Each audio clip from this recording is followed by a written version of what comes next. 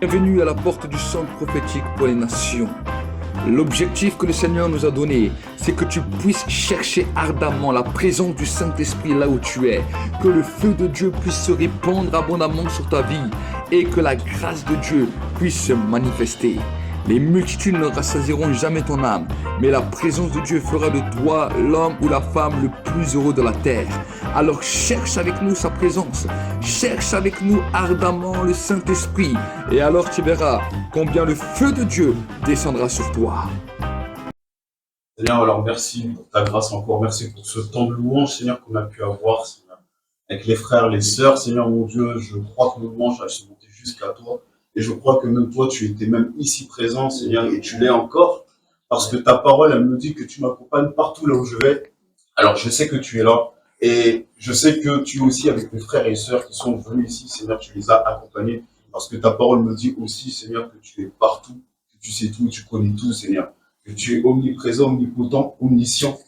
Alors Seigneur, moi, quand je me trouve à un endroit, tu es là. Quand mon frère, ma soeur se trouve à un endroit, tu es aussi avec eux, Seigneur. C'est pour ça que je sais, Seigneur, que tu es avec nous. Je te remercie pour ce message que je vais apporter par ta grâce, Seigneur, que tu as mis sur le cœur. Merci pour les quelques notes qui sont là, Seigneur mon Dieu, que ce message puisse nous parler, qu'il me parle à moi premièrement, et qui parle aussi à chacun de mes frères et sœurs, qui se retrouvent dans ce message, et que, Seigneur, que ça puisse les aider, Seigneur mon Dieu, à s'examiner, afin de, par ta grâce, Seigneur mon Dieu, aller encore plus loin avec toi et rentrer dans la dimension que tu attends de nous, Seigneur, afin de voir encore plus ta présence dans nos vies se manifester. Merci, Seigneur, pour tout dans le nom de Jésus. Amen. Amen. Donc, frères et sœurs, voilà, donc, la semaine dernière, je ne sais pas, sœur, si vous avez pu entendre le message que le ministère a prêché la semaine dernière. Il parlait un petit peu de tout ce qui est le fait d'honorer, de s'attacher auprès d'un homme de Dieu, un oint, un homme ou une femme de Dieu, quelqu'un qui est oint. Et donc, on voit que dans la Bible, il y a plusieurs exemples comme ça, où justement, lorsque quelqu'un se retrouvait à suivre le modèle de son aîné, dire ça comme ça, comme par exemple le prophète Élie, on voit que Élisée derrière a suivi. Donc, on voit que c'est pareil pour Moïse, ainsi de suite, ainsi de suite. De toute façon, il y a mes notes qui sont là, mais je pense que ici, tout le monde voit un petit peu de quoi je veux parler, et que c'est vrai que c'est important d'avoir un modèle, d'avoir, certains vont appeler ça des mentors, donc vont appeler ça des pères spirituels, donc il y a une légère nuance entre ça, mais on voit que même dans la vie de tous les jours, au final, cette dimension, elle existe déjà.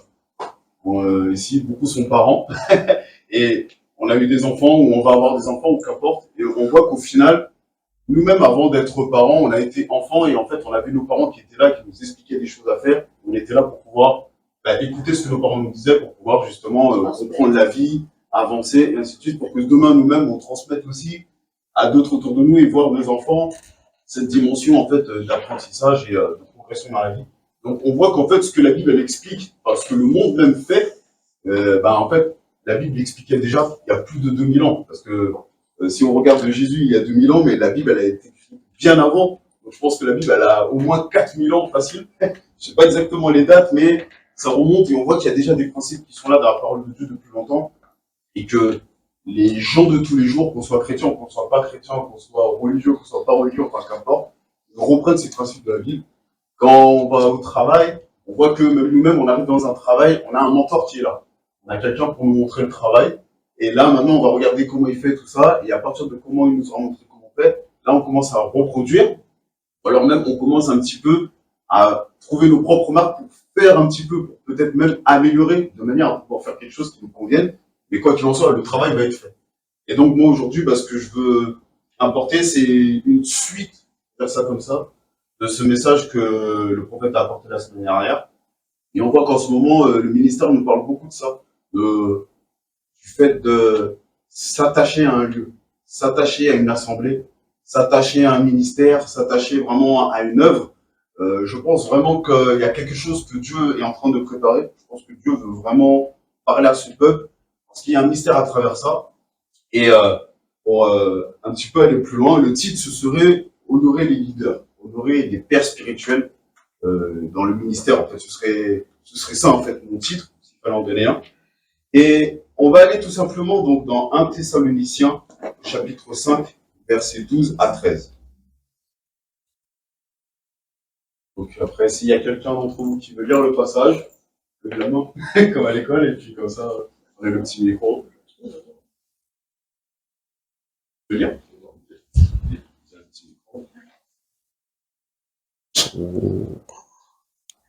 Nous vous prions, frères, d'avoir de la considération pour ceux qui travaillent parmi vous, qui vous dirigent dans le Seigneur et qui vous exhortent.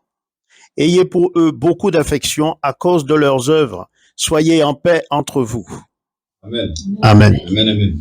Et donc moi, j'ai une autre version qui dit la même chose, mais j'aime bien voir plusieurs versions, parce que des fois, en fonction des mots, ça permet de mieux comprendre. Et donc moi, dans ma version, donc j'ai respecté ceux qui travaillent parmi vous, qui vous dirigent dans le Seigneur et qui vous avertissent. Ayez pour eux une grande considération et un grand amour à cause de leur travail. Donc voilà, c'était 1 Thessaloniciens au chapitre 5, versets 12-13. Donc, comme on le voit, ce verset, il dit de respecter ceux qui travaillent parmi nous. Et donc, dans cette direction-là, nos frères, sois bénis. De ceux qui nous dirigent, ceux qui travaillent, qui dirigent dans le Seigneur et qui nous avertissent. Et on voit que le ministère, c'est ce qu'il fait. Je veux vraiment parler de ce que fait le ministère ici.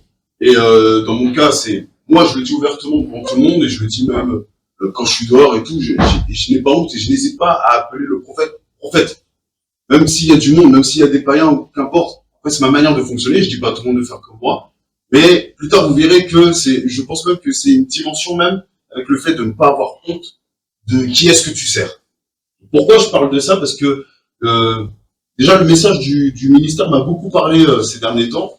Et depuis quelques temps, je disais, non, je pense vraiment que c'est important de parler sur tout ça, sur la dimension du père spirituel, la mère spirituelle. Ce sont des personnes que Dieu utilise, ce sont des personnes sur qui Dieu va mettre une onction, un service, un travail qui demande de la rigueur, de la consécration, qui est souvent parsemé aussi de difficultés, de chagrin par moments même.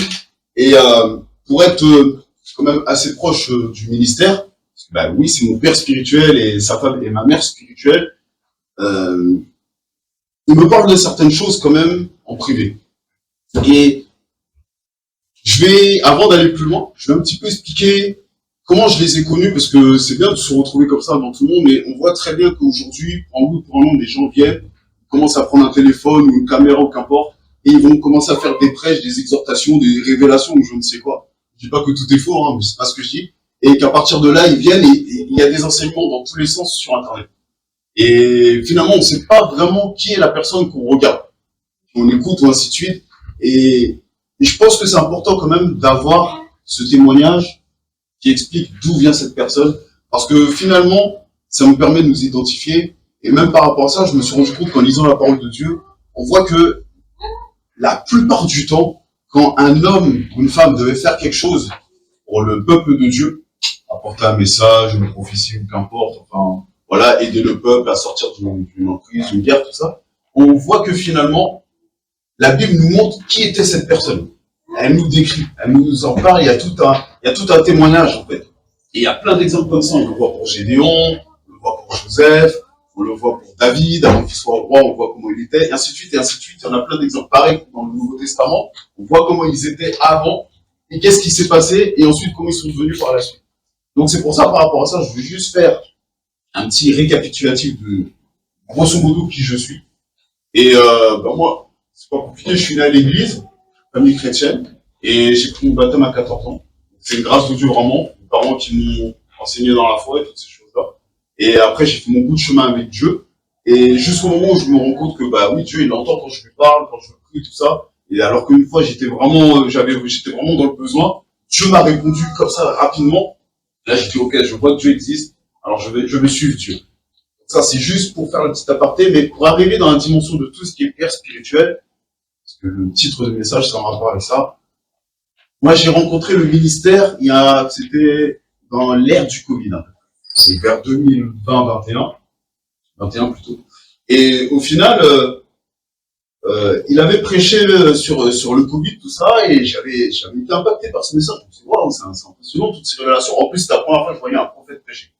C'est la première fois que je voyais véritablement un prophète. Et donc, rapidement, on a commencé à rentrer un peu en contact, mais un contact avec quand même beaucoup de distance. Mais c'était le premier point de contact. Ok, bon, tranquille, voilà. Et jusqu'à un jour, on se rencontre ici à Toulon, parce qu'avant, j'habitais en région parisienne. Et on se rencontre ici à Toulon, alors qu'il était venu faire un séminaire dans la région, et nous, on venait d'habiter fraîchement dans la région aussi. Et donc là, on était là, bah, ça tombe bien, on va pouvoir le rencontrer. Et quand il fait l'appel à la fin pour pouvoir donner des directions au peuple qui était là, de la part de Dieu, avec ma femme et moi, on s'est dit, ah bon, non, à l'époque, on n'habitait pas encore dans la région, mais on venait de temps en temps quand même dans la région pour pouvoir suivre des enseignements, toutes ces choses. Et avec ma femme, on s'est dit, bon, le sud, ça nous parle et tout, on a des rêves, mais on ne sait pas si on va aller dans le sud, on ne savait pas trop comment interpréter ça. Et donc, on s'est dit, bon, on va aller voir le prophète, lui qui fait l'appel, on va aller le voir, on va voir s'il nous donne une parole de la part de Dieu. Et quand on s'est approché pour voir si le prophète nous disait quelque chose, le prophète nous a rien dit, il a juste prié pour nous, soyez bénis, puis ciao, il a fini avec nous. Alors on s'est dit, bon, bah, c'est pas pour nous, en fait, on n'aura pas notre réponse tout de suite. Sauf que 3 jours plus tard, alors qu'on est rentré sur Paris, là, maintenant, le prophète, il m'appelle directement. Et alors qu'il était au travail, il m'appelle pendant ses heures de travail, et là, il commence à discuter avec moi. Et je lui dis, ouais, prophète, tu sais, c'est bizarre et tout, avec ma femme, on a des rêves et tout, on voit qu'on est dans le sud, tout ça, mais on comprend pas trop ce que ça veut dire. Et c'est là qu'il dit, mais c'est normal, c'est parce que Dieu vous attend dans le sud. Tant que vous ne vous trouvez pas à l'endroit que Dieu a prévu, vous aurez des blocages. C'est pour ça que là où vous êtes, vous n'avez toujours pas votre maison. On était hébergés à l'époque chez mon grand frère, ma femme et moi, alors qu'on était mariés. Et ça faisait 3 ans déjà, on faisait des recherches, ainsi de suite, mais on n'arrivait pas à trouver le logement, on n'arrivait pas à trouver. À chaque fois, ça nous passait sous le nez, enfin bref. Et donc là, le prophète qui dit, mais oui, mais c'est pour ça que vous n'arrivez pas à avoir de logement. C'est pour ça que c'est un peu compliqué pour vous, parce que vous n'êtes pas au bon endroit. Dieu vous attend dans le sud. Et donc, il m'a dit, quand tu vas obéir avec ta femme, tu parles à ta femme, et quand vous allez obéir, en fait, vous devez aller dans le sud, parce que c'est là que Dieu va débloquer les choses pour vous, c'est là que vous avez votre logement et tout ce qui va avec. Alors là, maintenant, tu vas voir les choses vont se débloquer. J'ai dit, ok, d'accord, ben je vais voir ça avec ma femme et tout, mais de toute façon, ça me parlait déjà. Pour moi, c'était clair, il fallait qu'on y aille. Mais je veux quand même parler avec ma femme. Et donc, à partir de là, quand j'ai parlé avec ma femme, ça lui a fait un peu un choc, mais en même temps, c'est dit, bon, ben, de toute façon, on sentait bien qu'il y avait un truc. Alors voilà que maintenant, on a commencé à préparer nos affaires et tout ça. Et là, Dieu a ouvert les portes, on s'est retrouvés dans le sud. Entre quand le prophète nous a parlé, 3 mois plus tard, on avait une maison, on s'est retrouvés dans le sud. Et donc, finalement, voilà, on arrive dans le sud, tout ça. Et avec le prophète, on continue à échanger, on s'appelle régulièrement, il m'appelle, je l'appelle, on s'appelle, et pendant ce temps-là, il y a une connexion particulière qui se passe. Et à un moment donné, cette connexion, là, sentant qu'elle est vraiment là, ça me faisait drôle, parce que, comme je disais, j'ai grandi à l'église, et j'avais jamais vécu le fait qu'on puisse être aussi proche d'un ministère. Moi, j'ai toujours connu à l'église, voilà, le pasteur, il a tellement de rendez-vous, tu peux pas le voir, c'est compliqué, tout ça, je critique pas les pasteurs, mais c'est vrai. Donc, tu veux savoir quelque chose dans la vie, tu dois te débrouiller, tu dois attendre longtemps. Et là, bizarrement, il y avait ce prophète qui était là, qui commence à venir parler à ma femme, me parler à moi, me parler de choses qu'on avait dit à personne, en fait, et qui commence à prophétiser, voilà, il y a ça, il y a ça, il y a ça. Wow, c'est un truc de fou. Dieu te lit comme ça à travers son ministère et tout. Donc, c'est un peu comme ça qu'on a rencontré un peu le ministère. Et finalement, à un moment donné, je me sentais tellement bien comme ça avec lui, je lui dis, écoute, j'ai déjà un père spirituel, mais est-ce que je peux t'avoir comme grand frère? Est-ce que je peux te considérer comme un grand frère spirituel? Il m'a dit, il n'y a pas de souci, de toute façon, on a le même père. Je dis, ok. Et depuis ça, pour moi, c'était vraiment un grand frère parce que je sentais vraiment ce support, ce soutien qui était là. Et donc, on a cheminé comme ça, lui et moi, et il s'avère que donc nous, on est arrivés dans le sud, comme je disais. Et il s'avère que Dieu, entre-temps, a parlé aussi au prophète, il lui a dit, tu dois aussi aller dans le sud. Et voilà comment, finalement, on s'est retrouvés ensemble et a commencé à échanger, à partager et à aller encore plus loin. Et ce que j'essaie d'expliquer par là, c'est que cette connexion qui s'est créée, alors, je dis pas qu'elle va se créer avec tout le monde comme ça. C'est Dieu qui connaît, hein, frères et sœurs. Moi, le prophète, je n'ai pas cherché ça.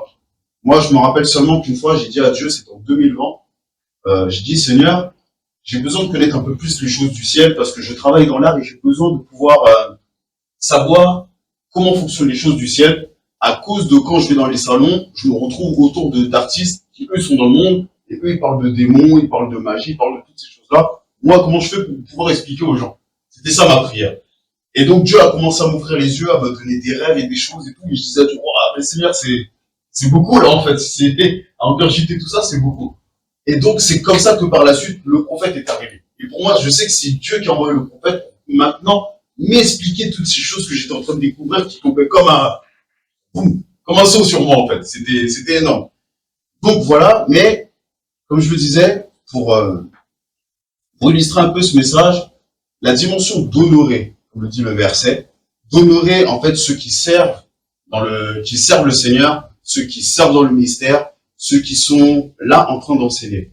On a le prophète, donc, ou d'autres pasteurs, peu importe, hein, ceux qui sont sur Internet, vous regardez, vous avez sûrement vos pères spirituels, mais le ministère, il est là, il sert dimanche après dimanche, parfois c'est aussi les mercredis, parfois c'est plus dans la semaine ou pas en fonction du nombre de réunions, enfin bref.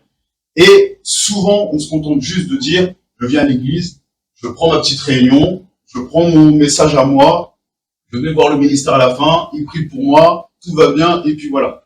Non, en fait, c'est important d'aller plus loin que ça, et vous verrez qu'il y a un mystère derrière ça que je vais tâcher d'expliquer, parce qu'entre-temps, il y a des choses que Dieu m'a montrées, et je voudrais vraiment que le peuple puisse rentrer aussi dans cette dimension, en fait.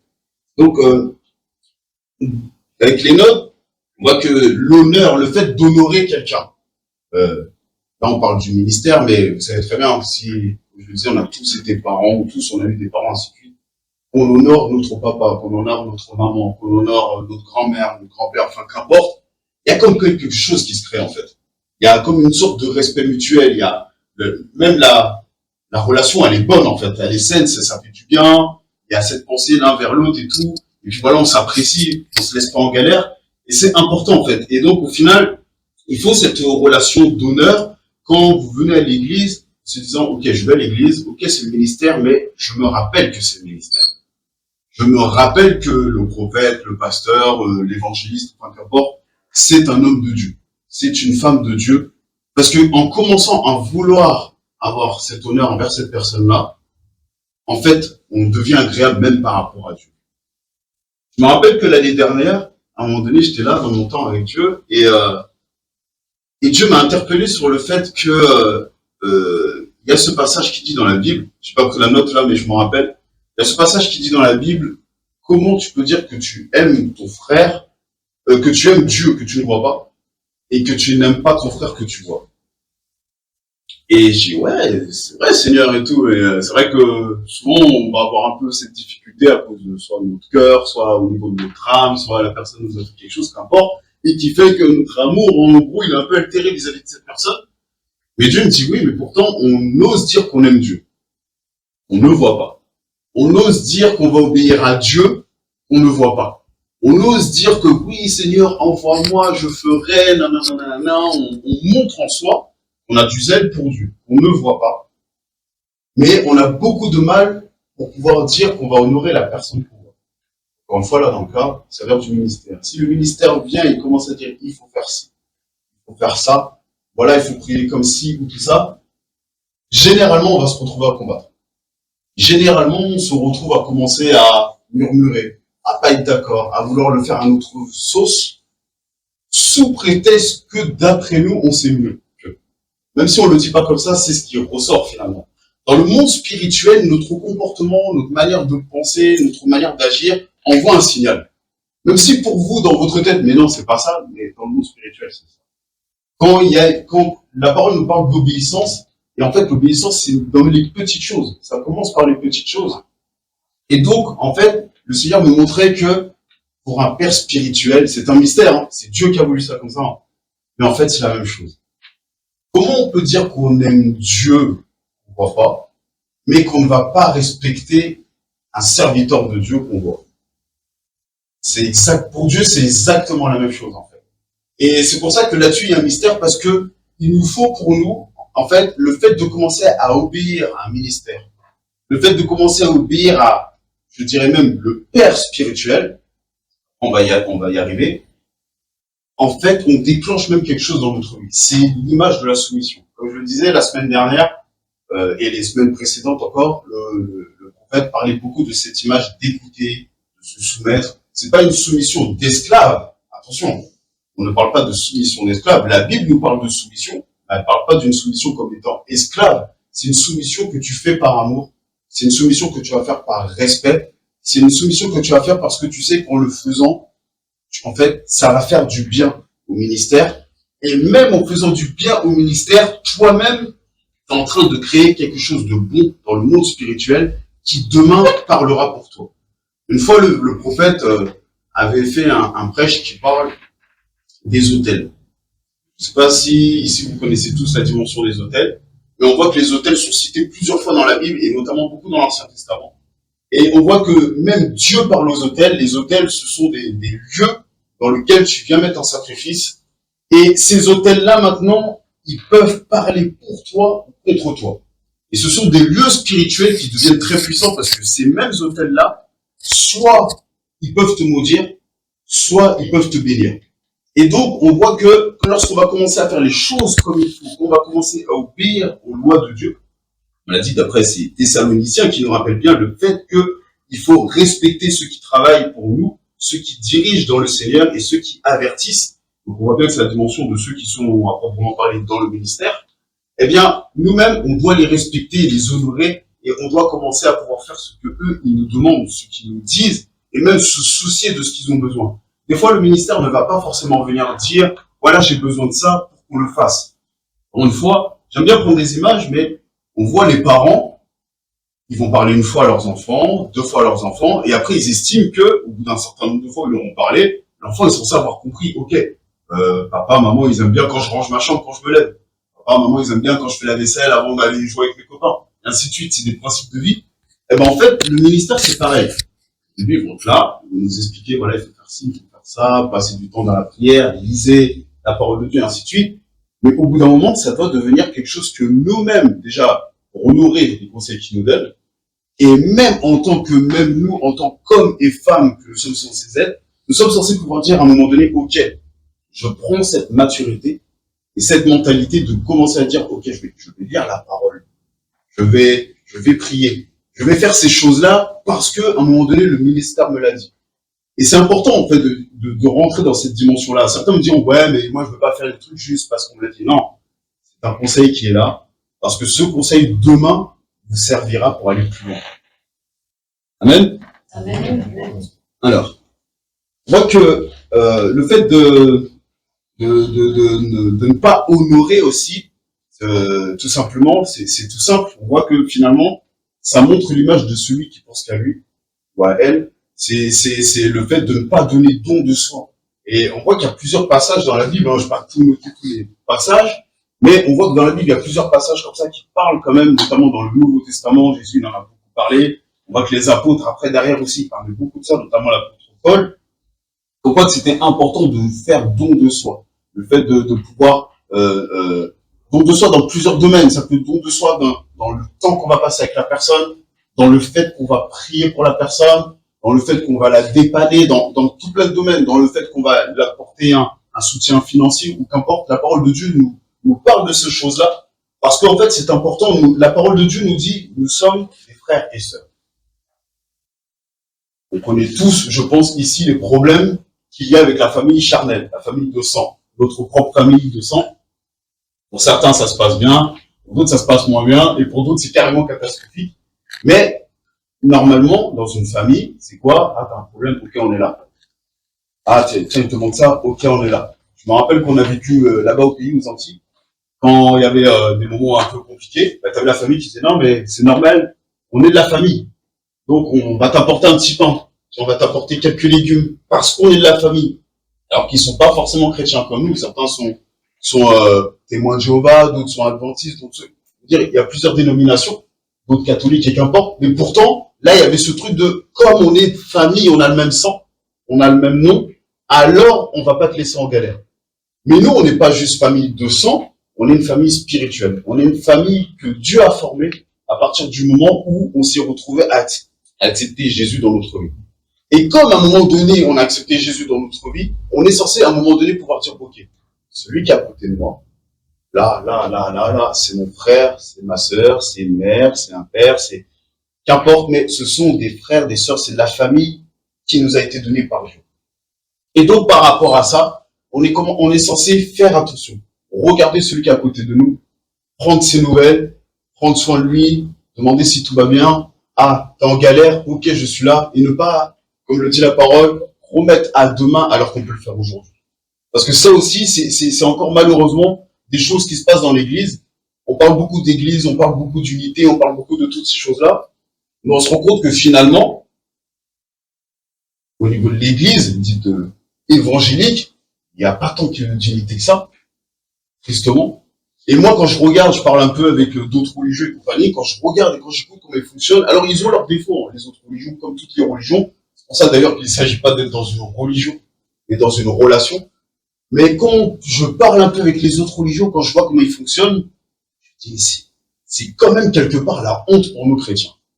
Parce que les autres religions, s'il y a bien un truc qu'ils ont compris, c'est que quand il y a une galère, ils s'aident, ils s'entraident.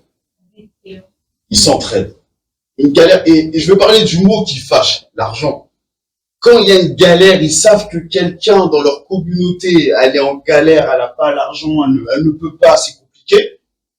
T'as le reste de la communauté, parce qu'ils sont de la même religion, ils aident. Et nous, on est chrétiens, on est censé être enfants de Dieu. On est censé avoir la vérité. Quand il faut aider, et là encore une fois, je parle d'argent, c'est très compliqué. C'est pas normal, frères et sœurs. Il est important pour nous vraiment de commencer à se dire, non, Seigneur, franchement, il faut que tu changes notre cœur. Il faut que tu changes notre mentalité. Mais il faut aller plus loin que ça. Vous savez, la parole, elle nous dit que, elle nous montre plutôt, parce que j'ai pas le verset, mais j'ai le passage, elle nous montre que, à plusieurs reprises, notamment quand dans le Nouveau Testament, même dans l'Ancien Testament, on voit que Dieu parlait, même quand Jésus il donnait des ordres, il y a des choses que les hommes devaient faire humainement parlant. Et le reste qui était surnaturel, Dieu rentre en action. Ça veut dire que quoi qu'il arrive, on a une part humaine à faire. Donc quand vous avez un frère, une sœur qui est dans une galère, il ne s'agit pas de dire, ouais, je vais prier pour toi. Non, ça je suis désolé, mais c'est pas honorer votre frère, c'est pas honorer votre sœur, c'est pas la soutenir, et au final, vous l'aidez pas du tout. Alors que comme je le disais, les autres religions, ah, t'es une galère, ok. Ils savent au moins mettre la main à la poche et dire, tiens, sors de ta galère, on va t'aider. Et il est important que nous, en tant que chrétiens, on puisse rentrer dans cette dimension-là. Quand je vois, vous savez, quand je préparais le message, il y a cette pensée qui m'est venue pendant que je préparais le message, je me suis dit, ah ouais, quand même, c'est fou. Hein. Les évangéliques, pour dire juste les évangéliques, parce qu'on est issus des évangéliques, souvent j'ai entendu les évangéliques, malheureusement, critiquer les catholiques. Ils sont aussi des chrétiens. Une autre branche, mais qui sont aussi des chrétiens. Et on critique les catholiques en disant, ouais, ils font ci, ouais, ils font ça, ouais, ils prient les saints, ouais, ils se prosternent devant les statues, blablabla. La parole, elle nous dit, avant de regarder la paille qui est dans l'œil de ton voisin, regarde la pose qui est dans ton œil. Pourquoi, frères et sœurs? Parce que malheureusement, je me suis rendu compte, je me suis dit, ouais, ok, d'accord. Ils sont pas parfaits, les catholiques, c'est vrai. Et s'il y a bien un truc qu'ils ont compris, c'est qu'ils savent s'entraider. La preuve, catholique, c'est la religion, si je peux dire, peut-être la plus riche du monde. Dans le Vatican. Les catholiques sont riches. Ils sont très très riches. Les catholiques, alors c'est vrai, hein, j'ai déjà aussi parlé avec des catholiques. À mon travail, en ce moment, je parlais avec un gars qui était catholique, et puis il en a eu marre, mais bref, il m'expliquait certaines choses et tout. Bon, je lui explique, écoute, c'est le problème de la religion, il ne s'agit pas de religion. Nulle part dans la parole de Dieu, on nous parle de religion, on nous parle de relation. Mais, on voit quand même un truc, c'est que les catholiques, ils ont compris que, ok, c'est vrai qu'il y a peut-être certaines choses, ils sont pas d'accord, ou ils n'ont peut-être pas bien compris. Mais quand il faut quand même pouvoir donner de l'argent, payer, faire, je sais pas comment ils appellent ça, on va appeler ça l'offrande. Quand ils doivent faire leurs offrandes, ils le font. Quand ils doivent faire, demander à un prêtre de ministrer, ils payent. Nous, ici, quand on a besoin de faire un baptême ou toutes ces choses-là, ou faire un mariage ou tout ça, on ne demande pas au ministère de payer. Enfin, on ne paye pas le ministère. Alors que pourtant, il fait un service pour nous. C'est quand même un homme de Dieu qui vient nous bénir. Et pour certains, donc je reviens sur ça, c'est un père spirituel ou une mère spirituelle.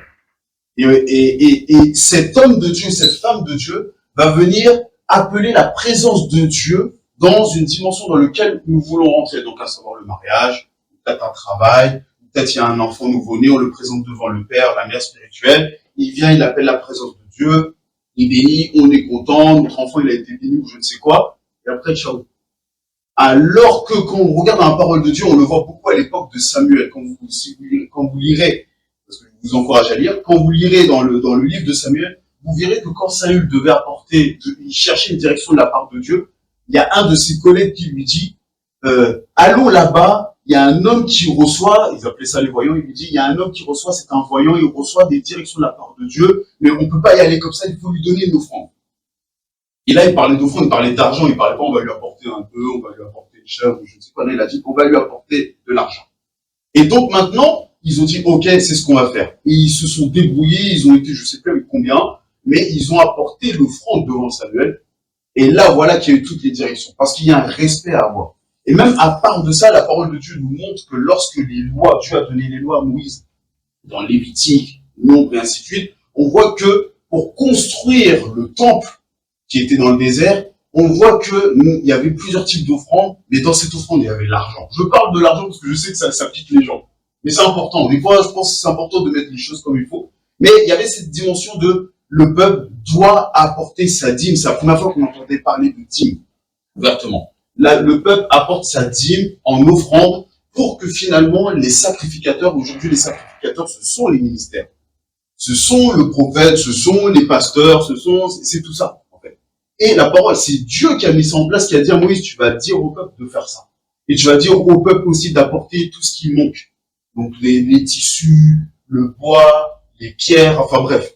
Et on voit qu'il y avait une dimension du peuple qui commence à contribuer aux dépenses et aux besoins, finalement, du ministère.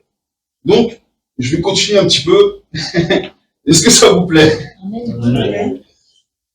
Alors, vous voyez, donc, on voit que les Écritures nous parlent encore du fait de s'honorer les uns les autres. C'est ce que je disais tout à l'heure. On s'honore les uns les autres et ça passe notamment par le fait que, voilà, quand celui-là il a un problème, il ne s'agit pas de juste dire je vais prier pour toi. Non, prie pour lui, c'est bien. Ça, c'est une bonne chose. La parole de Dieu nous dit de prier pour les uns et pour les autres. Pas de problème. Et il y a une démarche. D'accord? Donc cette démarche, c'est voilà, il y a tout plein de choses. Rendre visite, passer un coup de fil, toutes ces choses-là. C'est très très important, frères et sœurs, parce que ça déclenche des choses. Ce sont des choses que Dieu a voulu. Donc, frères et sœurs, dans Romains 12, c'était Romains 12 qui disait ça, Romains 12 au verset 10, qui disait « Honorez-vous les uns les autres plus que vous-mêmes. » Vous avez vu? Plus que nous-mêmes. Et souvent, malheureusement, je parle encore une fois des chrétiens, je ne veux pas parler des autres religions, ils sont dans une religion. Nous, encore une fois, en tant que chrétiens, nous sommes censés être dans une relation avec Dieu. Je me rappelle que quand j'étais petit, autour de moi, j'entendais ça, et même moi, j'avais cette mentalité en mode, ouais, mais nous, on a la vérité, on n'est pas une religion. Quand j'entendais des gens me dire, ouais, mais c'est quoi ta religion? Je disais, non, c'est pas une religion et compagnie. Si, on était dans une religion, mais nous, chrétiens qui prétendons ne pas être dans une religion, mais dans une relation avec Dieu, eh bien, nous devons aussi être dans une relation avec nos frères et nos sœurs. Et pas juste être là le dimanche, ah, tu vas bien, et après, c'est fini. On te connaît plus. Quand tu es dans la galère, c'est toi avec ta galère. Moi, de toute manière, j'ai ma propre galère. Ou moi, de toute manière, je m'en sors bien, donc tout va bien pour moi. J'ai entendu tellement de chrétiens comme ça. Ils ne disent pas ouvertement, mais quand tu analyses ce qu'ils disent, j'aime bien écouter ce que les gens me disent. Souvent, les gens, quand on me parle, les gens me parlent plus que ce que moi j'ai à dire. Mais j'écoute et j'analyse. C'est comme ça que ça fonctionne. Ah ouais. Et là, ça me permet d'analyser et de voir. Mais c'est vrai que souvent, j'entends les gens qui sont, de toute façon, c'est pas mon problème. Dernièrement, j'ai mon oncle qui est décédé. Dans ma famille, ils ont fait tout un groupe de prière et tout, enfin, de prière. On peut dire ça comme ça. De base, ça devait pas être un groupe de prière, mais je veux dire les choses bien comme ils sont, sinon on va dire que je mens.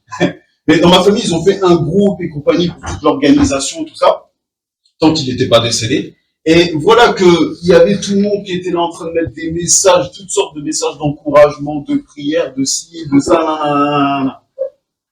Et une fois que mon oncle est décédé, à un moment donné, j'ai contacté quelqu'un dans la famille et on discute tout ça, je voulais prendre un peu de ses nouvelles.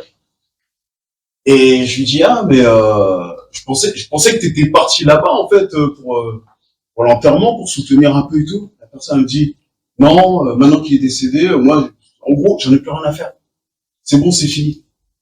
Ça m'a irrité, frères et sœurs. Je me suis dit, mais attends.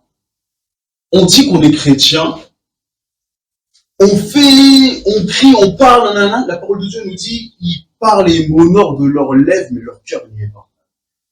Et souvent, c'est ça, frères et sœurs. On est là, on a des grandes bouches. Je suis désolé de parler comme ça, mais c'est vrai. On est là, on a. Ah oui, on va prier, nanana. Mais quand il faut véritablement faire les choses, on n'est pas là. Et souvent, c'est ça qui se passe avec les chrétiens. C'est pour ça qu'on a beaucoup de blocages dans notre vie. C'est pour ça qu'il y a beaucoup de choses qui n'avancent pas dans notre vie. Parce que Dieu, la foi, c'est quoi? La foi, c'est le fait de dire, OK, je crois quelque chose que je ne vois pas, mais maintenant, je me prépare à cette chose que je ne vois pas parce que je sais qu'elle va se produire. Dans ce groupe, il disait, oui, on croit que Dieu va guérir, va guérir nos trompes, mais en même temps, préparez-vous, hein, parce que, en gros, il va partir. Je dis, attends. Ouais, je comprends pas, là.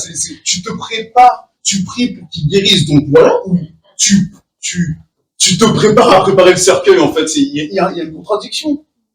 Et souvent, on est comme ça, malheureusement. Et après, on s'étonne qu'il y a des choses qui ne vont pas, on s'étonne qu'il n'y a pas de guérison, on s'étonne qu'il n'y a pas de miracle, on s'étonne que Dieu n'agit pas. Mais c'est pas que Dieu n'agit pas, c'est que Dieu ne peut carrément pas agir. Vous savez, un truc que j'ai pu comprendre avec le temps, c'est que Dieu, il est tout puissant. Il n'y a rien qui est impossible à lui. Et je vais donner un témoignage. Il y a à peu près 2 semaines, j'ai vu que je commençais à avoir un début d'acouphène dans l'oreille droite. Donc pour ceux qui ne savent pas, l'acouphène, c'est quand tu as ton oreille qui commence à te faire un sifflement en fait gênant et que tu commences à moins bien entendre.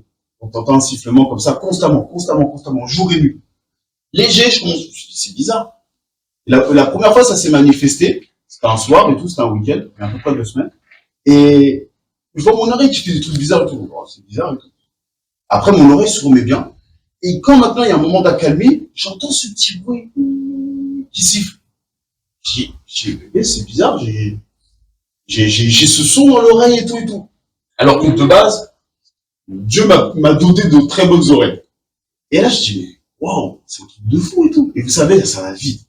Là, très vite dans ma tête, je suis là, ouais, mais si je perds mon oreille et tout, faire comment? Nanana, un tas de raisonnements. Ça va très très vite. Donc, je sais que j'ai la foi, pour dire ça comme ça. Mais vous voyez, ça va vite, le moindre truc, clap. Je dis, non, je vais pas rester comme ça. Ok. Je dis, bon, c'est pas grave. Je me suis couché tranquille. Le lendemain, je me réveille, je vois le bruit, il est toujours là. Je me dis, ouais, ça continue. Là, j'ai commencé à prier. Bon, pas m'alarmer. Seigneur, c'est toi qui m'as fait. Je sais que tu es mon médecin, donc mon oreille va se mettre bien. Ensuite. Et, une semaine passe, le bruit est toujours là. Je suis là, je siffle. Le bruit résonne dans mon oreille. Je fais, waouh, le truc, il est pas parti et tout. Je dis, c'est une dinguerie. Je dis, non. Alors, je reviens devant Dieu, je dis, Seigneur, bon, et je recommence, Seigneur, bon, je sais que tu m'entends. C'est quelque chose que j'ai appris avec Dieu. Quand vous parlez à Dieu, Dieu vous entend. Et je sais que quand je demande un truc à Dieu, Dieu m'entend. Et j'en suis même arrivé à un niveau, c'est par la grâce de Dieu, en ce moment, je me suis rendu compte que, quand je suis au travail, eh ben, en fait, mon temps de prière, mon temps de lecture avec Dieu, il a diminué grandement. Et j'étais là, je disais, mais Seigneur, et tout, là, je me retrouve à travailler de nuit, je travaille dans une usine et tout, et je dis, mais mon temps avec toi, il a diminué, ça me dérange beaucoup. Et Dieu me reprend, il dit, mais non, regarde, en fait, tu me parles pendant qu'on travaille la nuit. Ah, ben oui, c'est vrai, et tout. Et c'est vrai que je m'étais même pas rendu compte de ça, parce qu'en fait, c'était devenu tellement naturel pour moi de parler avec Dieu, que même quand je parle avec Dieu, je me rends même plus compte que je lui parle, en fait. Et donc là, en fait, je dis, ah ben ouais, c'est vrai, et tout. Et il s'avère que pendant mes nuits de travail, je parle à Dieu. Et je me suis rendu compte que, là, depuis quelques semaines déjà, j'ai même pas besoin de prononcer quelque chose pour que Dieu me réponde. Il suffit juste d'y penser. Et ça fait vraiment drôle, frères et sœurs, parce qu'une fois, le prophète avait expliqué que nos pensées, dans le monde spirituel, sont des paroles. Le monde spirituel entend nos pensées. Et là, je me suis dit, ah ouais, donc c'est ça que le prophète, il expliquait.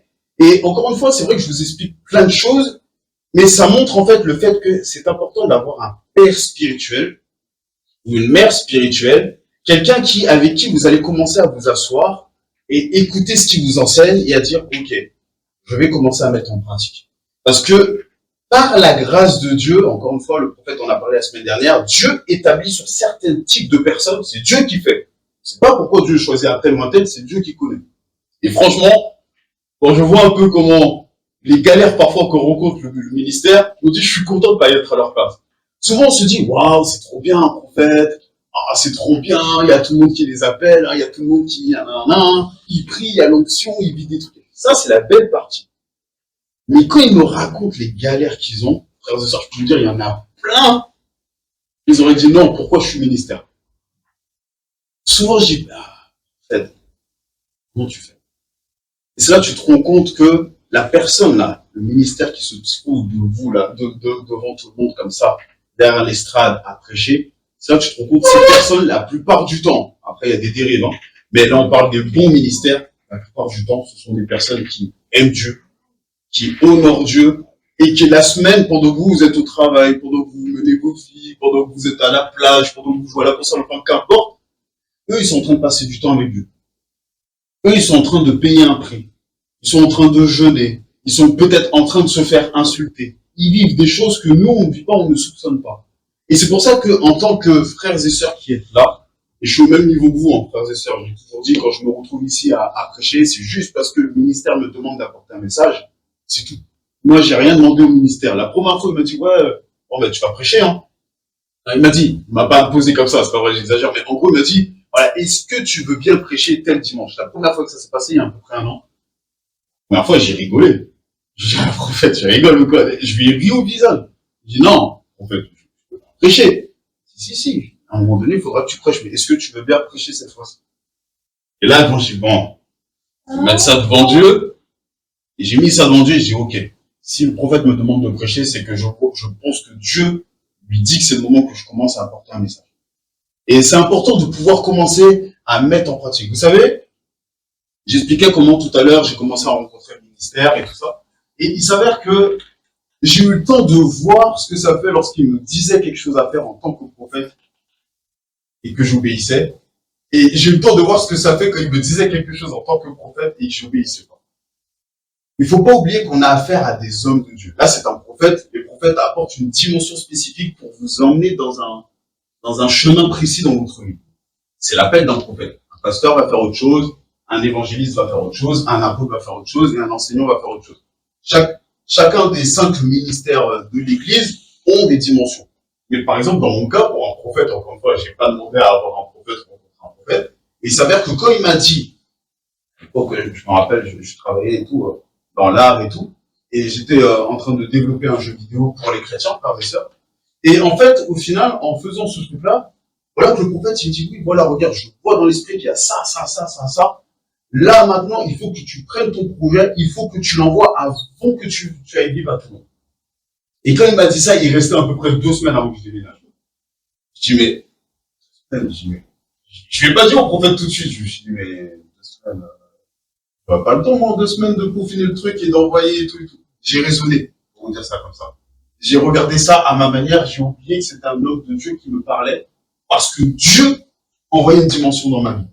Et comme je l'ai pas obéi, frères et sœurs, j'ai eu une attaque au niveau du cou. Et j'ai été bloqué et tout. Le moindre mouvement que je faisais, ça faisait trop mal. Donc j'ai eu ça, j'ai pas envoyé le projet, à cause de mes raisons qui sont des fausses raisons, et souvent on rentre dans des fausses raisons, qui fait que finalement on n'obéit pas. Tout simplement, je n'ai pas obéi. Souvent, tout simplement, Dieu nous parle, Dieu nous donne une direction, on n'obéit pas. Et on ne se rend pas compte que là, on est dans la désobéissance. Cette désobéissance fait que Dieu ne peut pas agir pour nous, mais permet à l'ennemi maintenant d'agir contre nous. Parce qu'on est dans la désobéissance. La parole de Dieu nous dit que celui qui est agréable à Dieu, c'est celui qui obéit. C'est celui qui a la foi. Et moi, j'ai vu ça. J'ai vu ce que ça m'a coûté, comme je vous disais. Non seulement je me suis fait taper, parce que j'avais pas obéi, mais en plus, j'ai pas envoyé le projet. Et finalement, ça a tout décalé d'une force. Je peux pas expliquer ça comme ça, c'est pas ça le but. Mais voilà pour dire comment on se retrouve à avoir des blocages dans notre vie. Parce que finalement, à ce moment-là, il n'était même pas encore mon père spirituel.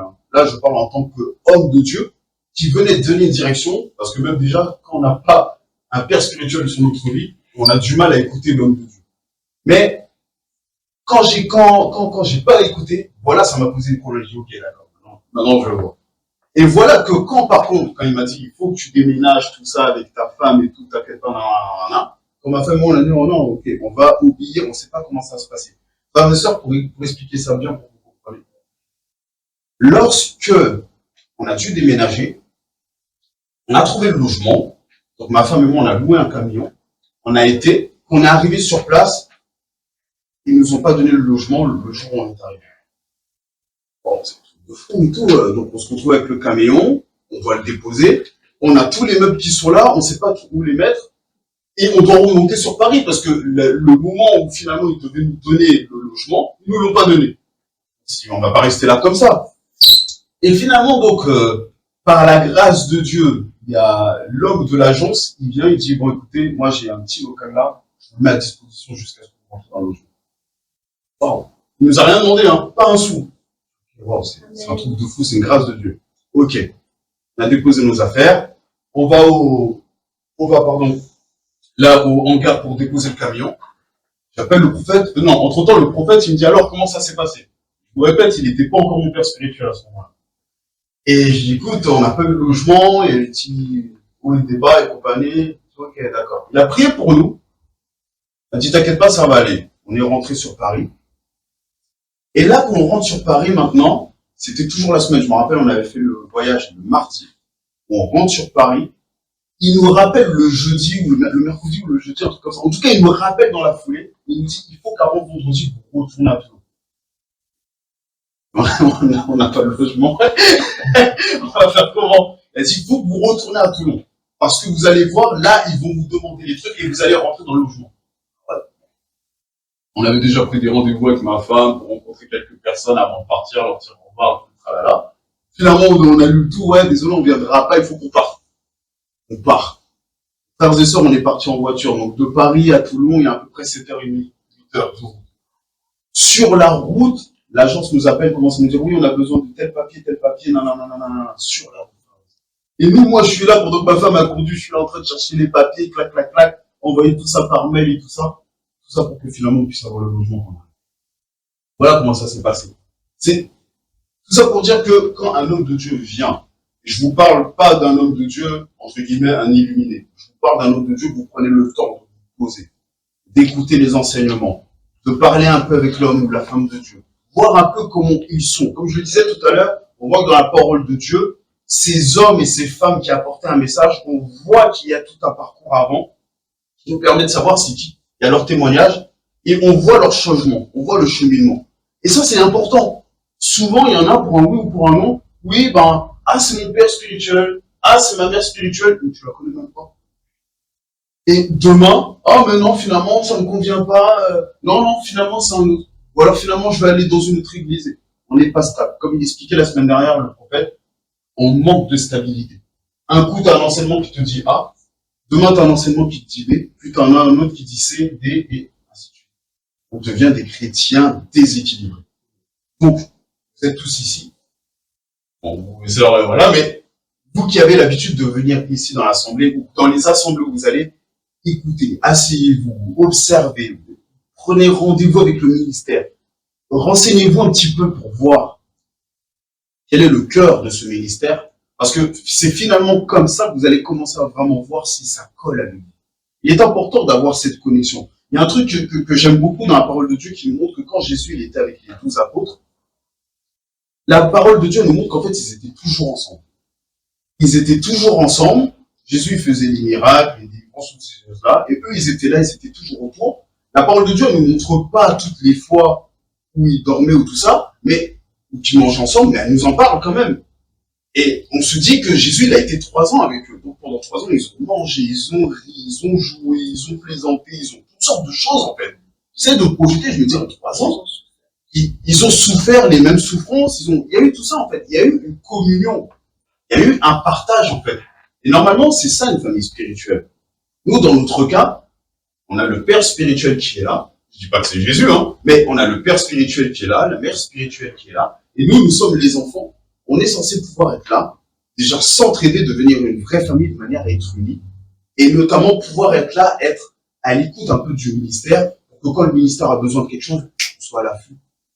Et encore une fois, qu'on ne pense pas qu'à nous-mêmes, à nos propres besoins, et puis prie pour moi, pense à moi, et ainsi de suite. Non, d'accord, ça c'est bien. À quel moment on dit, je prie pour toi, pasteur, ainsi de suite. À quel moment nous on fait ça vraiment?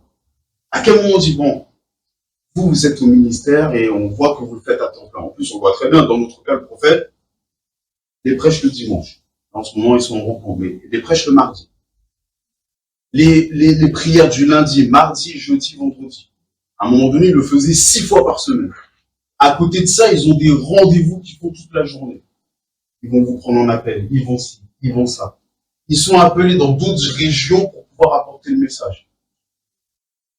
Nous, on se dit, bon, je ne sais pas si vous avez déjà pensé à ça, frères et sœurs, mais vous savez, c'est un coup au niveau de courage, c'est un coup au niveau de la fatigue, c'est un coup au niveau de leurs enfants, c'est un coup au niveau financier.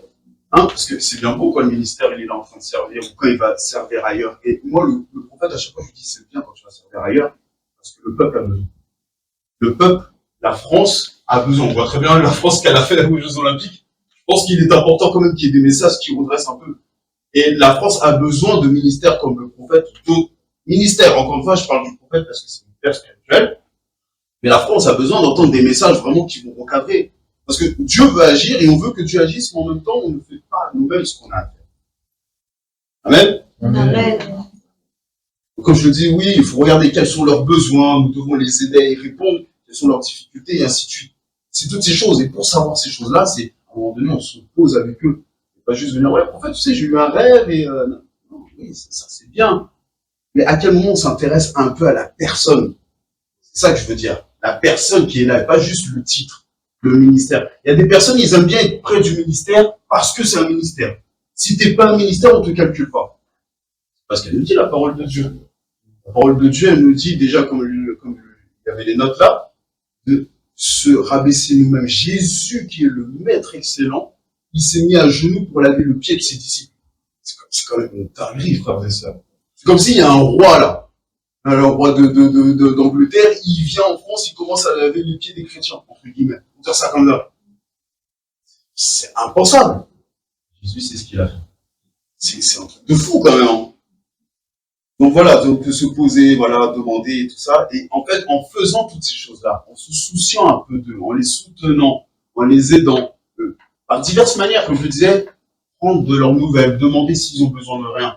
Là, aujourd'hui, je peux pas vous dire de quoi ils ont besoin, je ne sais quoi, mais si chacun d'entre nous, de temps en temps, on est là, en fait, t'as pas besoin de quelque chose, les 10 wash, moi je l'appelle comme ça, donc la femme du prophète, t'as pas besoin de quelque chose. Vous, les femmes, parlez un peu avec la mère spirituelle. Je pense que ça lui ferait du bien de voir qu'il y a d'autres sœurs qui l'appellent pour être avec elle et pas juste pour avoir une révélation. Voilà. Et pareil pour le prophète, au final. Donc, toutes ces choses-là, en fait. Voilà. Ah oui. Bah, j'avais noté ça aussi, enfin, il y avait ça de noté. Le sens littéral de l'expression, c'est donner de l'honneur et d'ajouter de la richesse, comme je le disais. Dans le sens littéral du mot grec utilisé par l'apôtre Paul, l'honneur sert à désigner le fait de donner, on l'a vu dans le verset, en fait, c'est comme donner une double portion, en fait. C'est une double honneur, c'est une double portion. Donc, en gros, en fait, et dans le sens de ce mot même là, on voit que cette double portion, encore une fois, elle a un rapport avec le financement. Aider le ministère dans les finances. Et je vais donner, parce que, je disais tout à l'heure, c'est bien de parler, mais c'est bien de donner des faits concrets. Il y a peut-être 1 an et demi, ou un peu plus, avec ma femme, on passait par une galère financière. À tel point que même, je me rappelle, je disais à ma femme, il faut retirer l'argent qui se compte parce que si à un moment donné il y a un problème, on ne pourra pas en fait aller payer nos affaires. Donc il faut retirer de l'argent. À un moment donné, on avait de l'argent sur le compte et tout ça. On avait plutôt pas mal d'argent. Et je lui dis non, il faut enlever. Je sens qu'il faut enlever et tout. Malheureusement, c'est pas pour critiquer ma femme, mais malheureusement, elle l'a pas fait. Et il s'avère qu'à un moment donné, je sais plus ce qui s'est passé, t'as perdu ta carte, je crois. Elle avait perdu la carte. Enfin bref, on a eu un problème. Et du coup, cet argent qui était là sur cette carte, il n'était plus à disposition. Et pour pouvoir réussir, si je peux dire, se débrouiller, on était obligé de vivre des finances que j'avais posées à côté, un petit peu de finances que j'avais sur l'autre carte à moi. Et là, c'était compliqué. Mais à un moment donné, donc, il nous restait une petite somme de 4 chiffres. Et cette somme-là, en fait, avec ma femme, je suis là, j'écoute le prophète et tout, il est là. C'est vrai que c'est pas notre père spirituel, mais on se sent bien avec eux. Il nous apporte des enseignements, tout ça. Enfin voilà, on est bénis, tout ça. Et alors que pourtant on allait dans une autre église, ma femme et moi, où on avait un père spirituel et tout ça, qu'on était au service et tout. Mais je dis, je sais pas, cette fois, je sens que cette dîme, on doit le donner au prophète et sa femme. Et je lui dis, t'en penses quoi? Elle me dit, ouais, je ressens ça aussi. Je dis, ok, d'accord, c'est bien. Et moi, j'avais un chiffre en tête. Je lui dis, écoute, moi, j'ai tel chiffre en tête. Et toi, elle me dit, mais c'est la même chose que j'avais. Bon, je vois qu'on a reçu la même chose, on a reçu la même valeur à donner. On va faire cette offrande au ministère. On a donné l'offrande au ministère, tout ça et tout. Une fois qu'on a donné l'offrande au ministère, notre galère financière s'est développée. Et comme je vous disais, c'était un chiffre, c'était une offrande à 4 chiffres. Je ne dis pas de donner une offrande à 4 chiffres. C'est pas ce que je dis. Juste en train de dire qu'il est important de dire, je vais honorer quelqu'un qui me fait du bien. Parce que c'est un principe biblique. La parole de Dieu nous dit de bénir, de subvenir aux besoins, encore une fois, du sacrificateur, parce que, en fait, c'est Dieu qui a établi cette loi-là, étant donné qu'eux, ils sont tout le temps, ils sont à temps plein ministère, ils ne peuvent pas et être ministère, et prier pour nous, et nous recevoir en rendez-vous, si à côté, ils se retrouvent à aller travailler à l'usine, ou je ne sais quoi. Donc, ils ont le temps plein qu'ils prennent pour être dans les révélations avec Dieu, et pour être disponibles pour nous. Mais cette contrepartie, c'est à nous de soutenir. Et comme je le disais, encore une fois, pour parler des catholiques, on voit que eux, les catholiques, ils ont ça. Le pape ou je ne sais qui, le prêtre, ils sont à temps plein dans leur ministère, mais il y a le peuple qui contribue. Ce qui fait qu'ils n'ont pas besoin d'aller travailler dans le monde séculier. Et finalement, les prêtres et tout ça, bah, ils vivent bien. Alors, encore une fois, j'ai aussi beaucoup entendu dire, oui, les chrétiens qui disent, ouais, mais c'est notre argent, ils n'ont pas à faire ça avec notre argent. Non. Frères et sœurs, cet argent que vous avez reçu, déjà, elle vient de la part de Dieu, parce que c'est Dieu qui vous a permis de travailler. C'est Dieu qui vous a donné la santé pour travailler. Et si jamais vous n'avez pas travaillé, mais que vous avez eu cet argent d'une manière ou quelconque, c'est que c'est un héritage qui vous est arrivé. C'est que c'est encore Dieu qui nous a fait cette grâce d'avoir cet héritage. Donc, c'est à un moment donné, il faut pouvoir dire déjà cet argent, merci Seigneur pour cet argent en soi ne m'appartient pas. Parce que si demain Dieu veut retirer l'argent, il peut le faire. Il suffit, comme je l'ai dit là, du jour au lendemain, il y a une galère qui se passe. Je dis pas que c'est Dieu qui nous a retiré l'argent. Mais une situation peut faire en sorte que là, votre argent vous est retiré. C'est parce qu'à un moment donné, vous-même, vous auriez été avare. Vous n'auriez pas pensé à dire, moi, je suis dans l'aisance, moi, je vis bien, je ne donne pas au ministère, je n'aide pas mon prochain, et ainsi de suite. Et il y a cette parabole que Jésus l'a donnée en parlant du riche, qui disait, j'ai de l'argent, j'ai un grenier, je vais en refaire un autre pour être à l'aise et compagnie, pensant qu'il allait en vivre, le soir même, il est mort. Donc, voilà, c'est quelque chose comme ça que je voulais quand même apporter. Vraiment, rappelons-nous que le père spirituel, la mère spirituelle, nous devons les honorer, nous devons les soutenir, nous devons les regarder quand même autant. En fait, quand vous rentrez dans l'église, c'est l'homme et la femme de Dieu qui est loin. Donc, nous devons les respecter.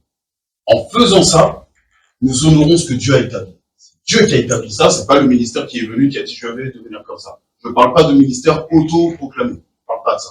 Je parle d'un ministère qui a été intronisé lui-même par un autre ministère, comme nous explique la parole de Dieu.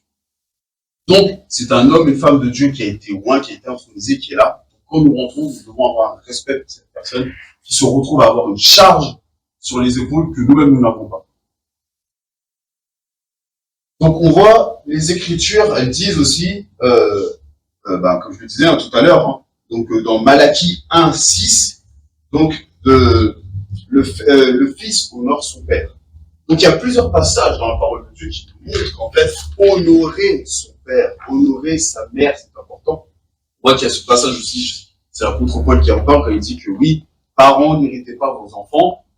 Mais on voit aussi qu'il y a l'autre contrepartie qui dit que les enfants doivent honorer leurs parents. Et il y a même une promesse derrière qui dit, et de là, vos jours vont se rallonger, en fait. Donc on voit qu'en fait, autant le père a quelque chose, la mère, les parents spirituels ont quelque chose à faire envers les enfants, mais autant les enfants, ils ont quelque chose à faire envers les parents. Et c'est pour ça que nous, en tant que personnes qui venons, qui sommes enseignés, nous devons pouvoir honorer, et l'honneur, comme je disais, et honorer, c'est tout plein de choses. D'accord ? Nous voyons des exemples de son honneur envers son Père céleste. Ça, c'est par exemple, c'est quand Jésus, il honorait à chaque fois son Père. C'est mon Père qui est dans les cieux, je fais comme mon Père, et ainsi de suite, il nous donne. Et pourtant, Jésus, il était l'exemple par excellence sur terre. Mais on voit que lui-même, il nous expliquait qu'il est important d'avoir un modèle, d'avoir un Père Alors là, je vois ceux qui vont me dire, ah oui, mais moi, mon modèle, de toute manière, c'est Dieu, donc j'ai pas besoin de père spirituel, j'ai pas besoin de mère spirituelle, j'ai pas besoin de me soumettre. Non. La parole de Dieu, elle nous explique qu'il est important de se soumettre les uns les autres et qu'il est important aussi de pouvoir honorer, en fait, un père, une mère. On le voit très bien avec, par exemple, Paul. On voit que son fils spirituel, l'un de ses fils spirituels était, par exemple, Timothée. Voilà. C'est Paul qui a engendré Timothée. Jésus, il a engendré les apôtres. Élisée a été engendré par Élie, et ainsi de suite. Moïse, c'était Josué, et ainsi de suite, et ainsi de suite. Donc on voit depuis toujours la Bible, elle nous parle de cette dimension de un exemple. L'exemple transfère ce qu'il a reçu, parce qu'en fait, il déclenche quelque chose qui vient de la part de Dieu. Et c'est Dieu qui a voulu ce mystère-là, par exemple. Okay. Amen. Donc après, oui, quelques questions. Hein. On pourrait se demander, encore une fois, hein, comment Timothée il se sentait à l'égard de Paul, quand même. C'était quand même l'apôtre Paul de l'époque. Aujourd'hui encore, on parle de Paul comme étant un sacré apôtre. Donc, si on se pose un petit moment, on se dit, ouais, c'est vrai, quand même, avoir un père spirituel comme ça, je pense que même Timothée devait se dire, bon, je ne dois pas déshonorer celui qui m'a engendré. Moi, je vois, par exemple, il y a quelques personnes que Dieu m'a permis d'engendrer dans la foi, par la grâce de Dieu, des personnes avec qui justement j'ai parlé de Dieu, j'ai prié pour eux pour qu'ils reçoivent le Saint-Esprit. Et ben là encore dernièrement cette semaine, il y a un de ceux-là, ils ont pris leur baptême et tout, mais il y a un de ceux-là, il m'appelle, il me dit écoute, voilà, il y a des choses qui sont passées suite au décès dans ma famille. Il me dit il y a des choses que j'ai pas compris, mais je sais que avec la dimension que tu as avec Dieu, comme tu es quelqu'un qui lit la Bible, enfin pas tous ces trucs-là, il me dit, je sais que si je te demande ça ou je te parle de ça, je sais que tu vas pouvoir m'apporter une réponse sage. Et là, quelque part, c'est encore une fois, il m'a honoré. Je n'ai pas demandé ça. Moi, tout ce qui m'intéressait à l'époque quand j'ai prié pour lui, c'est qu'il découvre Dieu. Après, c'est tout. Mais là, voilà qu'aujourd'hui, je suis devenu un modèle pour lui et il m'appelle pour me demander des choses. C'est pour ça que je dis que c'est important de pouvoir honorer les autres, en fait. Les aînés, ou même les plus jeunes. Il y a beaucoup de problèmes à ce niveau-là où les aînés n'aiment pas quand les plus jeunes viennent apporter un message, ou les plus jeunes n'aiment pas quand les aînés viennent les reprendre, ainsi de suite. Mais c'est comme ça que Dieu veut que ça fonctionne, pour qu'il y ait un bon fonctionnement entre nous. Quand on va écouter un aîné, l'aîné a une sagesse qu'il va nous apporter parce qu'il a vécu la vie avant nous, ou le veuille ou non. Et quand le plus jeune va apporter quelque chose à l'aîné, il faut écouter le plus jeune parce que le plus jeune vit des choses dans l'ère actuelle que l'aîné n'a pas connues. Donc il est en décalage. Je vois un petit peu avec mon père aujourd'hui, quand il y a certains termes de vocabulaire qu'on va lui apporter, on va lui dire, il est largué. Et il dit, qu'est-ce que c'est que ce langage? Ben, c'est le langage d'aujourd'hui. Mais pourtant, voilà. Donc on lui apprend un langage, après qu'il veut le prendre pas, c'est lui, mais on lui apprend un langage que nous, aujourd'hui, on a, parce que c'est ce langage que nous, on a aujourd'hui, qui va être adapté pour qu'on va parler à ceux qui sont dans la rue. Et vice versa. Donc, voilà, frères et sœurs, c'est important vraiment de pouvoir, je voudrais vraiment que vous compreniez qu'il est important déjà entre nous de pouvoir avoir cette union, ce rapport les uns et les autres, et ne pas se considérer comme étant plus grand, plus fort, plus instruit, je ne sais quoi. Ou peut-être toi, ma sœur, il y a des choses que tu as vécues dans la foi qui font que tu as compris ça, et moi je vais avoir compris un autre truc dans la foi, pas comme toi, mais je vais comprendre un truc que toi tu n'auras pas compris parce que tu l'as pas vécu, pareil pour toi, et ainsi de suite. Et c'est pour ça qu'en fait, en étant tous comme ça, on commence à devenir une unité, et cette unité, en fait, elle est chapeautée, en fait, par le père ou la mère spirituelle, qui sont là pour apporter, si je peux dire, une ligne directrice, une rigueur, parce que, il y a des choses qu'on va vouloir faire, on le voit encore une fois avec nos enfants, il y a des choses qu'ils vont faire, on va leur dire, ah, mais c'est bien, je t'ai pas appris ça, mais c'est bien. Mais il y a d'autres choses que l'enfant va dire et qu'il va faire, non, par contre, là, tu vas pas bien, là, c'est pas bon. Pas bien, sinon, et en fait, c'est normal. Donc, voilà, frères et sœurs. Donc, il y a plein de passages dans la Bible qui nous parlent du fait que, voilà, il y a les pères spirituels, il y a les mentors, il y a tout ça. Donc, on le voit dans Exode 24, 13, si vous pouvez noter. On le voit dans Exode aussi 33, verset 11. On voit que dans Nombre, au chapitre 11, 28 et 29, et au chapitre 27 et 18 aussi. Donc voilà, et tout ça, c'est l'Ancien Testament. Comme je le disais, on voit qu'il y a eu à chaque fois ces modèles qui étaient là, Moïse qui était là pour passer le flambeau, pour instruire, par exemple, à Josué, ainsi de suite, et ainsi de suite. Et qu'en fait, la dimension des pères spirituels est tout à fait normale et logique. Aujourd'hui, les gens ne comprennent pas, ou beaucoup ne comprennent pas pourquoi il y a une père spirituelle, mais en fait, c'est très important. Il y a un petit détail aussi que j'ai pensé quand j'étais en train de méditer ce message. Je sais que Dieu a voulu les pères spirituels sur terre, les mères spirituelles, à cause ne serait-ce qu'au moins une raison que j'ai trouvée. Certains, même chrétiens, n'ont pas connu leurs parents, leur père ou leur mère, de sang, pour X raison.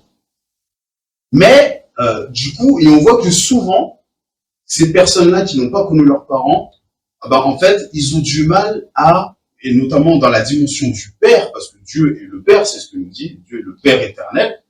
Donc on voit que ces mêmes personnes qui n'ont pas connu leur papa ont du mal à s'identifier avec Dieu le Père.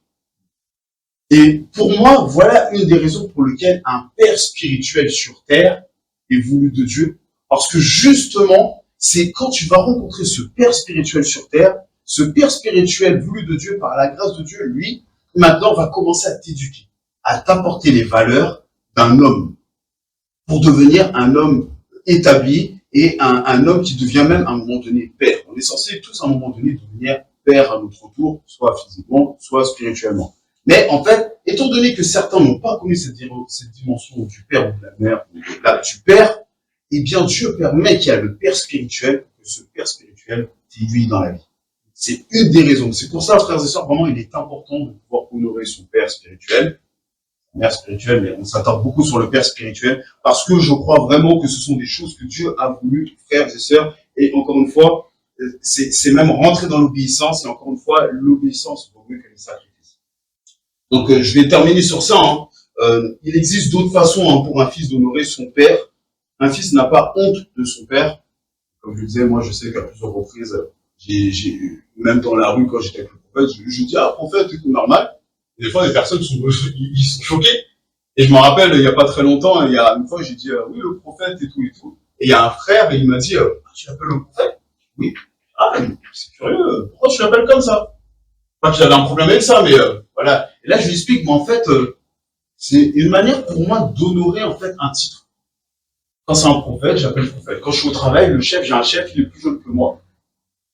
J'appelle chef. Les autres, ils me disent, je l'appelle pas chef, c'est bon, il est cool et tout. Je dis, non, qu'il soit cool ou pas, c'est pas mon problème, c'est un chef, je l'appelle chef. C'est un respect. Et tout ça, en fait, c'est une forme d'honneur que vous donnez à cette personne. C'est comme dire, ok, cette personne, je ne reconnais que. Et ça déclenche des choses dans votre vie, frère. Et ça, c'est très important, vraiment. Dieu, il aime quand on fait attention aux petites choses, et Dieu, il aime quand on fait attention à ses affaires, à savoir ses serviteurs. Donc voilà, je suis arrivé au bout, frères et sœurs. Un fils honore son père en étant disposé à lui apprendre et en l'écoutant, comme je le disais tout à l'heure. Il réfléchit à ce que son père lui dit et le garde dans son cœur comme quelque chose d'important. Moi, je sais que quand l'année dernière, avec ce dernier petit témoignage, l'année dernière, à un moment donné, alors que je vous disais avec le prophète, on échange, je suis là, prophète, t'as des révélations, c'est un truc de fou, comment tu fais? Et à un moment donné, je lui dis, prophète, vraiment, explique-moi. Quand tu prends un temps de jeûne, comment tu fais? Et là, le prophète m'a dit, ok, quand je prends un temps de jeûne, je me structure. Je rentre dans ma chambre, je prends 1 heure, je vais lire la parole de Dieu. Je prends 1 heure, je fais une pause. Je prends 1 heure, je vais lire en langue, je vais prier en langue. 1 heure, je me repose. 1 heure, je vais prier avec intelligence, et ainsi de suite. Il m'a expliqué ça. C'est comme ça qu'il fait le prophète. Il dit, je m'enferme dans la chambre, et je reste comme ça avec Dieu, je m'établis un certain nombre de jours. Et là, je me suis dit, je vais faire comme le prophète. Frères et sœurs, j'ai essayé. Je me suis dit, non, moi aussi, j'ai envie d'aller plus loin avec Dieu. Moi aussi, j'ai envie de découvrir des choses de Dieu. Il y a tellement de choses à découvrir avec Dieu. Non seulement pour nous-mêmes, parce qu'au niveau de notre foi, au niveau de notre zèle, au niveau de plein de choses, c'est la présence de Dieu. David, il a dit, un jour dans tes parvis vaut mieux qu'1000 ailleurs. C'est bien de chanter ce chant, et c'est bien de le lire dans la Bible, mais c'est encore mieux de le vivre. Donc là, je me suis dit, moi, je vais faire ça, je vais me prendre un temps, je vais me caler avec Dieu, et je sais que Dieu il sera dans ce temps de rendez-vous que je vais prendre avec lui, et là, je veux découvrir des choses avec Dieu. Je veux pas aller voir Dieu comme beaucoup font, je vais jeûner parce que j'ai un problème financier, je vais jeûner parce que j'ai un problème de santé, je vais jeûner parce que je veux trouver un travail. Non, Seigneur, je veux jeûner parce que je veux te découvrir davantage. Je veux jeûner pour ta présence. C'est ça qui m'intéresse. Donc j'ai fait ça. Et quand j'ai fait ça, frère et sœurs, Dieu a commencé. J'avais 4 jours de retraite spirituelle où je m'étais enfermé dans un petit cabanon, un endroit à Aix-en-Provence.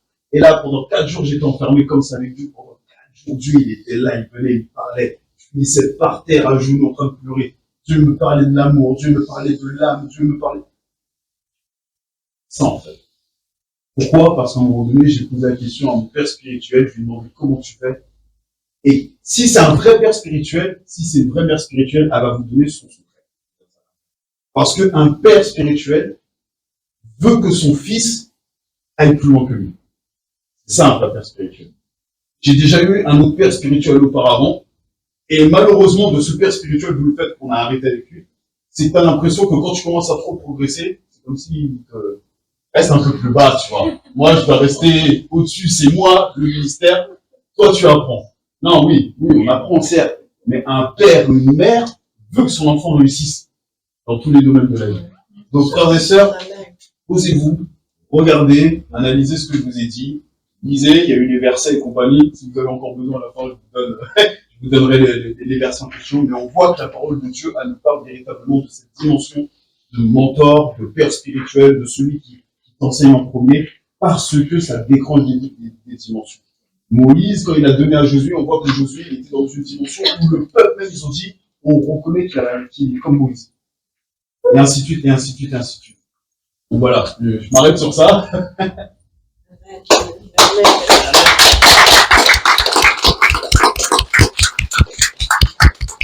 Je vais rendre grâce. Et Seigneur, je veux te remercier pour ce temps. Merci parce que tu m'as parlé vraiment aussi. À travers ça, je me suis remémoré du parcours, Seigneur, que j'ai vécu, Seigneur, avec toi, et notamment dans l'obéissance d'un père spirituel, d'une mère spirituelle, Seigneur. Et je sais que c'est important de rentrer dans tes directions. Seigneur, il y a des choses qu'on veut faire avec notre propre intelligence et notre propre compréhension, mais on ne comprend pas que lorsqu'on raisonne à notre manière, alors on devient un blocage contre toi-même.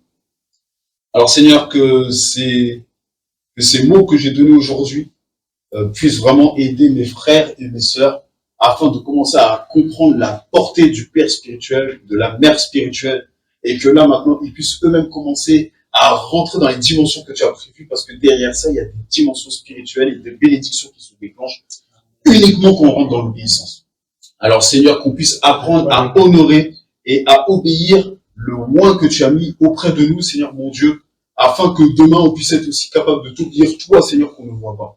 Merci Seigneur mon Dieu pour ta grâce, merci pour ton amour, dans le nom de Jésus. Amen. Amen. Amen.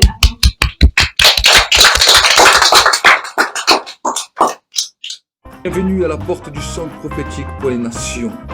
L'objectif que le Seigneur nous a donné, c'est que tu puisses chercher ardemment la présence du Saint-Esprit là où tu es, que le feu de Dieu puisse se répandre abondamment sur ta vie et que la grâce de Dieu puisse se manifester. Les multitudes ne rassasieront jamais ton âme, mais la présence de Dieu fera de toi l'homme ou la femme le plus heureux de la terre. Alors cherche avec nous sa présence, cherche avec nous ardemment le Saint-Esprit, et alors tu verras combien le feu de Dieu descendra sur toi.